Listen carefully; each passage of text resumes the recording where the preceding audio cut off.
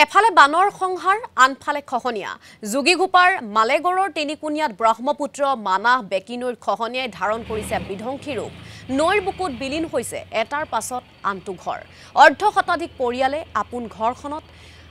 হাতুৰিৰ কুব খুধাই লাম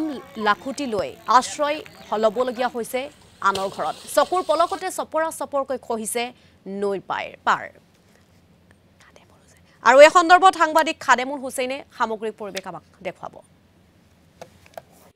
হয় নিশ্চিতভাৱে মুখলধাৰ বৰষুণ হোৱা হেতুকে ব্ৰহ্মপুত্ৰৰ যি জলপৃষ্ঠ বৃদ্ধি হোৱা হেতুকে বিশেষকৈ যোগীঘোপা বৃহত্তৰ কেইবাখনো গাঁও এই মুহূৰ্তত ক'ব লাগিব নদীৰ বুকুত বিলীন হোৱা দেখিবলৈ পোৱা গৈছে এফালে যদি বানপানী আনপিনে কিন্তু খহনীয়া অব্যাহত আছে আৰু মই এই মুহূৰ্তত দুটা দিশ উল্লেখ কৰিবলৈ বিচাৰিছো যে পোনতে এটা কথা উল্লেখ কৰিব লাগিব এই খহনীয়া পীড়িত অঞ্চললৈ 2 বছৰ পূৰ্বে মুখ্যমন্ত্ৰীয়ে পৰিদৰ্শন কৰিছিল আৰু তাৰ পিছত এটা কথা উল্লেখ কৰিব লাগিব যে SDRF বাহিনীৰ যি ক্ষতিসাধন বা যি বুজন পৰিমাণৰ ধন চৰকাৰে মুকলাই দিয়ে সেই মুকলাই দিয়াৰ টকাৰ সদব্যৱহাৰ হৈছেনে নাই তাকে জানিবৰ বাবে মই এই মুহূৰ্তত উপস্থিত হৈছো যোগীঘোপাৰ মালেগড়ৰ তিনকুণীয়া গাঁওখনত আৰু মই সতীৰ্থ সহযোগে পোনতে ইয়াৰ যি ব্ৰহ্মপুত্ৰৰ নৈ জলপৃষ্ঠ সেই জলপৃষ্ঠ দেখুৱাবৰ বাবে মই অনুৰোধ জনাইছো আৰু এই মুহূৰ্তত মই সতীৰ্থ সহযোগে এই দৃশ্যাংশ দেখুৱাইছে যে নদীৰ জলপৃষ্ঠ প্ৰতিটো পলত বৃদ্ধি হোৱা দেখিবলৈ পোৱা গৈছিল আৰু তাৰ কাষতে যিখন গাঁও আছিল সেই গাঁওখন ইতিমধ্যে বিলীন হোৱাৰ পথত কাৰণ ইয়াত মই যি স্থানত উপস্থিত আছো মোৰ সতীৰ্থ সহযোগে যি দৃশ্যাংশ দেখুৱাইছে ইয়াত একোটা গৃহ আছিল এই গৃহকেইটা কিন্তু এই মুহূৰ্তত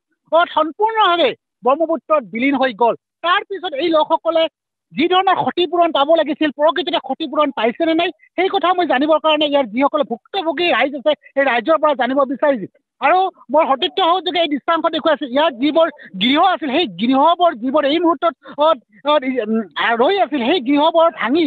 এই নাৱৰে এক অন্য স্থানত লৈ যোৱাৰ কাৰণে এই ধৰণে চেষ্টা অব্যাহত ৰাখিছে আৰু মোৰ সৈতে ইয়াত এগৰাকী স্থানীয় লোক আছে স্থানীয় লোকগৰাকীৰ পৰা মই জানিব বিচাৰিছোঁ যে এই স্থানত মুখ্যমন্ত্ৰী আহিছিল